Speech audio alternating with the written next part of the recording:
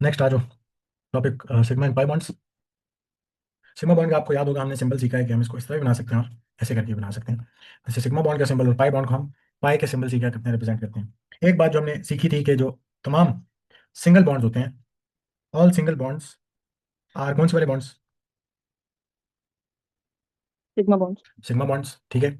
और single bond के बाद जो भी ट्रिपल, डबल या चार दफा बॉन्ड बन रहा है, एक सिंगल बॉन्ड छोड़ के बाकी सारे क्या होते हैं आपके पास? पाई बॉन्ड्स होते पाई हैं। बॉन्ड। ठीक है, तो जो फर्स्ट बॉन्ड बना है, फर्स्ट सिंगल बॉन्ड बना है between two atoms, it is a sigma bond. इसके अलावा आपको सिग्मा बॉन्ड कैसे बनता है, किस टाइप ऑफ ओवरलैपिंग की वजह से बनता है, ये भी हमने सीखा हो। Side head to head. Yes, sigma bond is formed by the head to head overlapping, head overlapping of two half filled orbitals.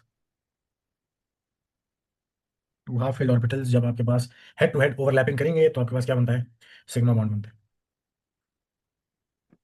और सिग्मा बॉन्ड में आपके पास जो बॉन्डिंग पेयर ऑफ इलेक्ट्रॉन्स हैं, इन सिग्मा बॉन्ड जो bonding pair of electron है वो कहाँ मौजूद होते हैं? जैसे मतलब। Are present where? Between two nuclei, दो न्यूक्लियाई के दरमियान में प्रेजेंट होते हैं। और पाई इलेक्ट्रॉन्स में क्या पड़ा था कि वो अबव या बिलो द न्यूक्लियस होते हैं। ठीक है, पाई बॉन्ड में ये बिटवीन द न्यूक्लियस होंगे। और एक और बात यह है कि सिग्मा और पाई बॉन्ड में से ज्यादा स्ट्रॉन्गर बॉन्ड कौन सा होता सिग्मा बॉन्ड। है? Sigma bond is a stronger bond than pi bond.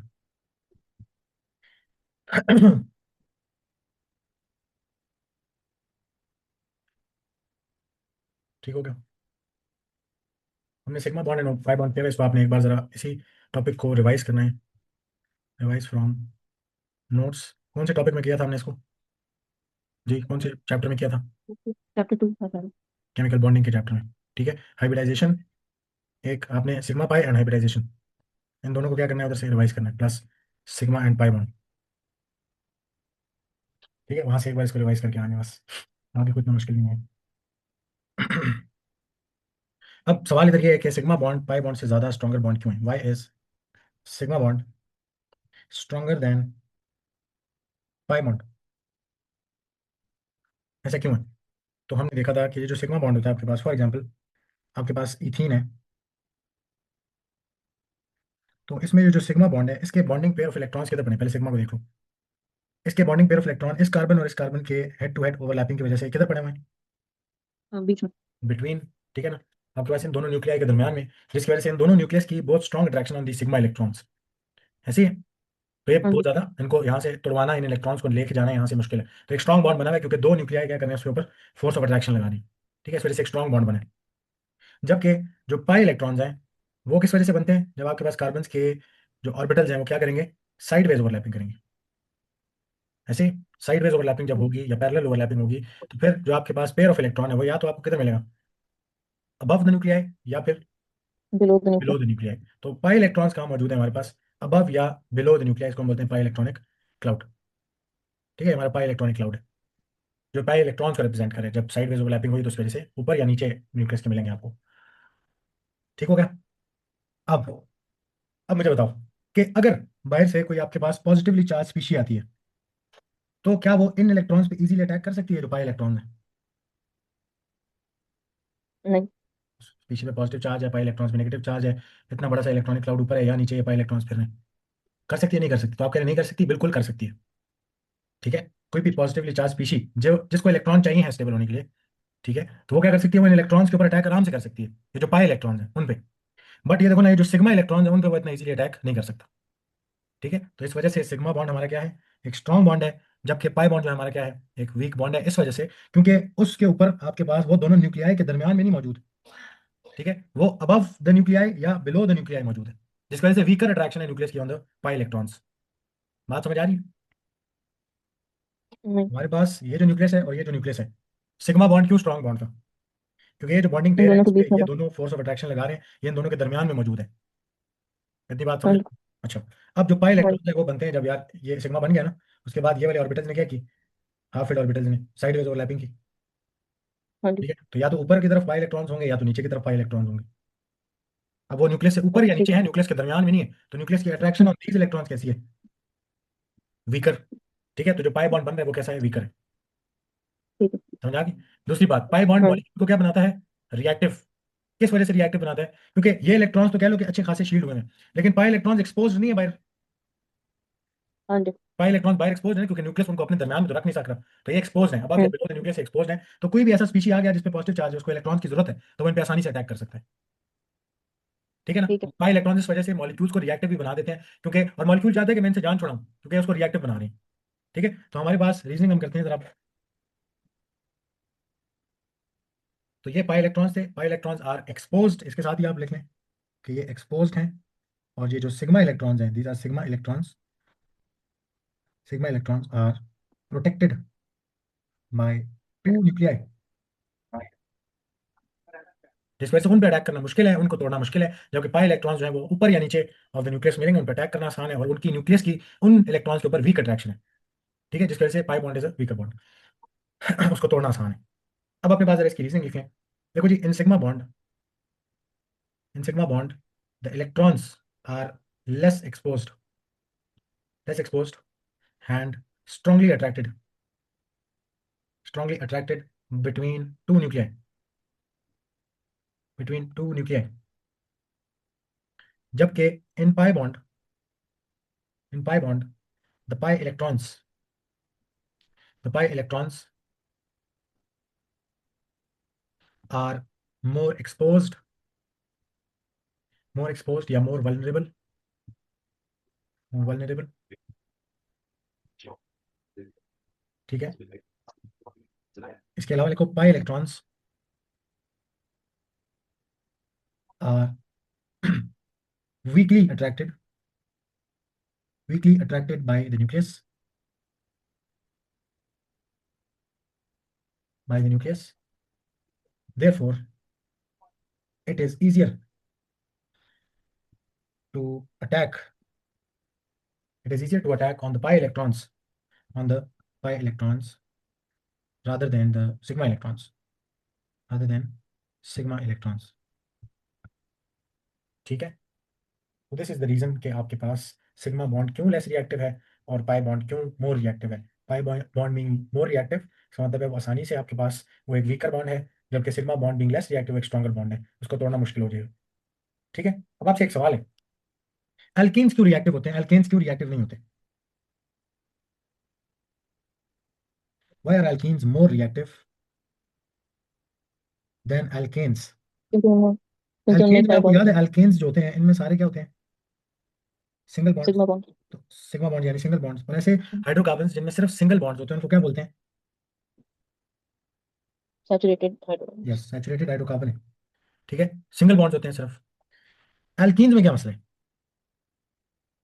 Alkenes में आपके पास क्या एक मिलता डबल है? बॉन्ड होता है। डबल बॉन्ड मिल जाते हैं। और ऐसे हाइड्रोकार्बन्स जिनमें डबल बॉन्ड है उसको क्या बोलते हैं? डबल या ट्रिपल बॉन्ड होते अनसैचुरेटेड हैं, हाइड्रोकार्बन। Unsaturated hydrocarbon. तो ऐसा क्यों है कि ये जो अनसैचुरेटेड हाइड्रोकार्बन होते हैं ये ज्यादा रिएक्टिव होते हैं सैचुरेटेड हाइड्रोकार्बन से? जी, क्योंकि अनसैचुरेटेड में क्योंकि सिंगल इसमें बॉन्ड्स हैं, यानी सिर्फ कौन से बॉन्ड्स होंगे between atoms? Sigma bond. Sigma bonds only which are harder to break. और जो एल्कीन्स है वो ज्यादा रिएक्टिव यस। क्यों है? क्योंकि इनमें डबल या डबल बॉन्ड आने की वजह से क्या आ गया इसमें?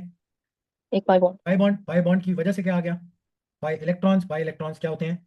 मोर मोर। एक्सपोज्ड। उन पे अटैक करना क्या होता है किसी के लिए भी आसान। इजी।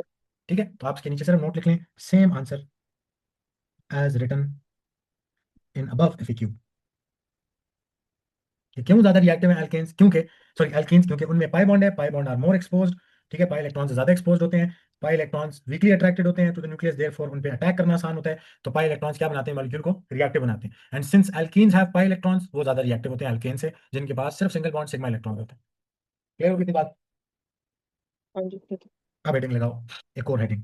ठीक है, और वो है जी, टू टाइप्स ऑफ स्पीशीज हैं जो आपने ऑर्गेनिक में पढ़ने हैं। टू टाइप्स ऑफ चार्ज्ड, चलो टू टाइप्स ऑफ स्पीशीज लिखो, चार्ज ना लिखो, स्पीशीज इन ऑर्गेनिक। एक को कहते हैं इलेक्ट्रोफाइल, एक को कहते हैं इलेक्ट्रोफाइल, और दूसरी टाइप को कहते हैं न्यूक्लियोफाइल। ये जो इलेक्ट्रोफाइल है ना, ये इलेक्ट्रॉन पुअर स्पीशीज को कहते हैं। यानी फाइल का मतलब पता है लवर, इलेक्ट्रोफाइल का मतलब है ये इलेक्ट्रॉन लवर है, यानी इसके पास इलेक्ट्रॉन्स कम है, इसको चाहिए इलेक्ट्रॉन्स। ठीक है, तो इलेक्ट्रोफाइल किसको बोलते हैं?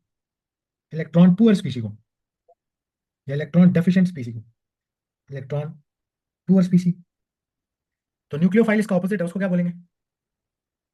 Electron rich species. Right species. ठीक हो गया। अब इनकी एग्जांपल देखें कैसे कैसे हो सकते हैं। अगर आपके पास किसी एलिमेंट के ऊपर, एग्जांपल लिखना सॉरी, एग्जांपल, अगर आपके पास किसी भी स्पीशी के ऊपर पॉजिटिव चार्ज है, उसका मतलब क्या है? उसने इलेक्ट्रॉन लूज किया ना। हाँ जी। इलेक्ट्रॉन लूज किया तो इलेक्ट्रॉन डेफिशिएंट है, उसको इलेक्ट्रॉन चाहिए। हम्म, ठीक है, तो कोई भी पॉजिटिवली चार्ज अगर आपके पास स्पीशी हो, या कोई भी ऐसी स्पीशी जिसपे स्लाइट पॉजिटिव चार्ज है, तो वो भी क्या है? इलेक्ट्रॉन डेफिशिएंट है, उसके इलेक्ट्रॉन्स उससे खींच लिए हैं, उससे दूर है उसके इलेक्ट्रॉन्स। ठीक है, तो ये आइडेंटिफिकेशन होगी फॉर इलेक्ट्रोफाइल के any species having complete positive charge, या फिर अ स्लाइट पॉजिटिव चार्ज,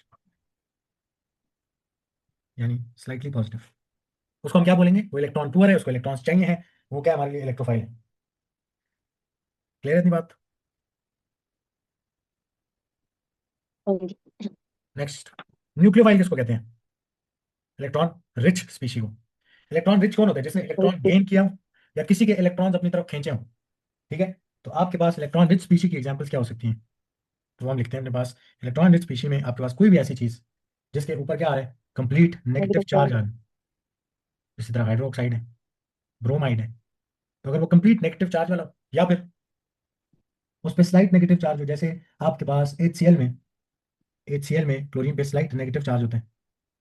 ठीक है, तो अगर स्लाइट नेगेटिव चार्ज है तो ये भी क्या है? न्यूक्लियोफाइल है। HCN में CN पे स्लाइट नेगेटिव चार्ज होता है, ये भी न्यूक्लियोफाइल है। ठीक है, बट वीकर न्यूक्लियोफाइल होगा ना, एक पे कंप्लीट नेगेटिव, वो स्ट्रॉन्ग न्यूक्लियोफाइल होगा। जो जिसपे आपके पास जो स्लाइट नेगेटिव है वो क्या होगा? एक वीकर न्यूक्लियोफाइल होगा। ठीक है, तो हैविंग नेगेटिव चार्ज या स्लाइट नेगेटिव चार्ज, और उसके अलावा एक थर्ड चीज भी है, और वो है कि हैविंग अ लोन पेयर। ठीक है, थर्ड एग्जांपल पे लिख लो, फिर तीनों चीजें एक साथ लिख लेंगे। हैविंग लोन पेयर यानी NH3, नाइट्रोजन के पास क्या होता है? Lone pair. इसी तरह H2O, ऑक्सीजन के पास क्या होते हैं? Lone pairs. ठीक है, Bone pair. तो हमारे पास न्यूक्लियोफाइल की क्या आपके पास आइडेंटिफिकेशन है कि न्यूक्लियोफाइल्स के पास क्या होता है? तो आपके पास लिखें any species with complete negative, slight negative charge, या और लोन पेयर, और lone pair is nucleophilic in nature.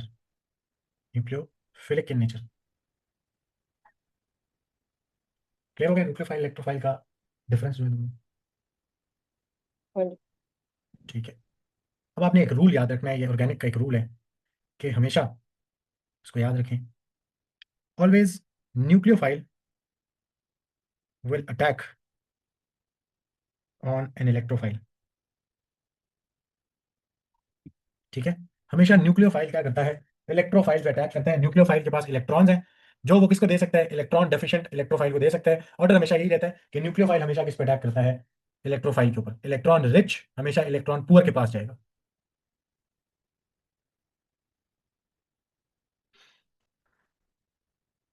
ठीक हो गया। अब क्योंकि हमने इसको एल्कीन्स के साथ रिलेट करना है, तो मुझे बताओ एल्कीन्स जो होते हैं ना, अभी न्यूक्लियोफिलिक में एक और भी चीज ऐड करना, चौथी चीज वो है पाई इलेक्ट्रॉन्स। किसी मॉलिक्यूल के पास पाई इलेक्ट्रॉन्स है तो वो भी न्यूक्लियोफिलिक है नेचर में। ठीक है, तो मुझे बताओ एल्कीन्स न्यूक्लियोफाइल होंगे नेचर में या इलेक्ट्रोफाइल होंगे? जी, जिसके पास क्या है? एल्कीन्स को न्यूक्लियोफिलिक होना चाहिए नेचर में या इलेक्ट्रोफिलिक होना चाहिए? आपने चार चीजें न्यूक्लियोफिलिक. की, यस न्यूक्लियोफिलिक, क्योंकि एल्कीन्स के पास क्या होते हैं? Pi electrons. Loan electrons pair. क्या है? पाई इलेक्ट्रॉन्स है तो वो इलेक्ट्रॉन रिच हाँ. है। ठीक है ना, पाई इलेक्ट्रॉन्स की वजह से वो इलेक्ट्रॉन रिच है। तो ठीक. कोई भी स्पीशीज जिसपे नेगेटिव चार्ज है, स्लाइट नेगेटिव हाँ. चार्ज है, लोन पेयर है, या उसके पास पाई इलेक्ट्रॉन्स हैं जो कि एल्कीन्स के पास होते हैं, तो एल्कीन्स की नेचर कैसी होती है? न्यूक्लियोफिलिक। ठीक है, तो alkenes are nucleophilic nucleophilic. Nature. ठीक है, तो अब आते हैं जरा हम एल्कीन्स पे